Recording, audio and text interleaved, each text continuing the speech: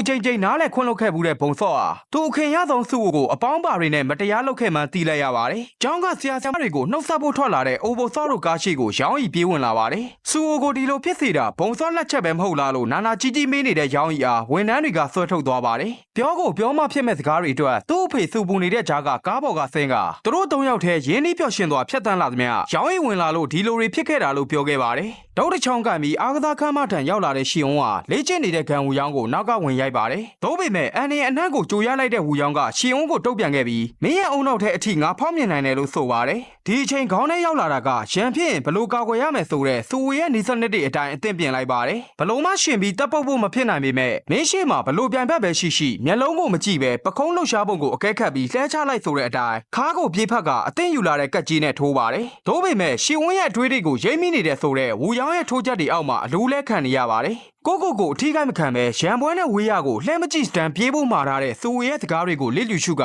ဂန်ဝူရောင်းရဲ့ဖက်နှက်ကြိုးကိုဆွဲဖြုတ်ပြီးလေဘင်းကိုရစ်ပတ်လိုက်ပါတယ်။ဒေါသတကြီးအသေးအံလိုက်ထိုးနေတဲ့ဝူရောင်းရဲ့လှုပ်ရှားပုံကိုချောင်းတိန်ကခြေထောက်ကိုအလေးတုံးနဲ့ထုလိုက်ပါတယ်။အရေးနှိပ်သွားပြီဖြစ်တဲ့ဂန်ဝူရောင်းတယောက်အန်းစုကိုဒဏ်ရာရသွားခြင်းကဘုံစောတို့အဖွဲ့ဝိုင်းကန်လို့သာဖြစ်ပြီးသူကစီကန်းတကျရှင်ထိုးခဲ့ရလို့ရှင်းပြပေမဲ့ဗီဒီယိုဖိုင်ကြည့်ပြီးသွားတဲ့ရှီယွန်းကတော့သူ့ကိုတောင်းပန်ရမှာမဟုတ်ဘူးလို့ဆိုကခြေချင်းဝက်ကိုရိုက်ချိုးပစ်ခဲ့ပါတယ်။အပြစ်ပေးတဲ့လူတွေကိုစီရင်ခဲ့ပြီးသူကိုယ်တိုင်လည်းလှုပ်မရအောင်နာကျင်နေပြီဖြစ်ပေမဲ့ဆိုကိစ္စမှာတာဝန်မကင်းတဲ့လူတွေကြံနေပါသေးတယ်။ဘုံစောရဲ့အဖေလွတ်တော်အမတ်အိုကျန်ဝါဟာပြောဆန်အထက်တန်းကျောင်းကိုရောက်လာပြီးဆရာမတွေနဲ့လာတွေ့ပါတယ်။ပြီးခဲ့တဲ့ရက်ပိုင်းတွင်ဒီကကျောင်းသားတယောက်စိုးရွားထိခိုက်သွားရလို့ကြားထားကြောင်းမေးတဲ့အခါတငယ်ချင်းတွေနဲ့အတူအားကစားလုပ်ရင်လဲကျသွားရလို့ဆရာမကပြန်ဖြေပါတယ်။ရောင်မင်းတို့ကျောင်းကနေပြောဆန်းကျောင်းထံပြန်ရောက်လာတဲ့ယွန်းရှီယွန်းဟာလမ်းမှာတွေ့တဲ့မိသက်ဆေးဘူးကိုဆွဲယူလာပါတယ်။အဲ့ဒီနောက်စာမေးပွဲဖြစ်နေတဲ့အခန်းထဲဖွင့်ဝင်လိုက်တဲ့အခါယူနီဖောင်းမှာလည်းသွေးတွေပေနေလို့ဆရာမကမင်းနေစဉ်ဘုံစော့ကိုစိုက်ကြည့်နေရင်သူနဲ့အနီးဆုံးထဲဝန်းကိုရိုက်လိုက်ပြီးမဲ့လွတ်သွားပါတယ်။မနေနိုင်မထိုင်နိုင်ဂျားဝင်လာတဲ့ကြောင်ချမ်းကိုရောထဲဝန်းကိုပါမိသက်ဆေးဘူးနဲ့ရိုက်ပစ်လိုက်ပြီးနောက်မတုံမလောက်ထန်နေသူဘုံစော့ထန်သွားက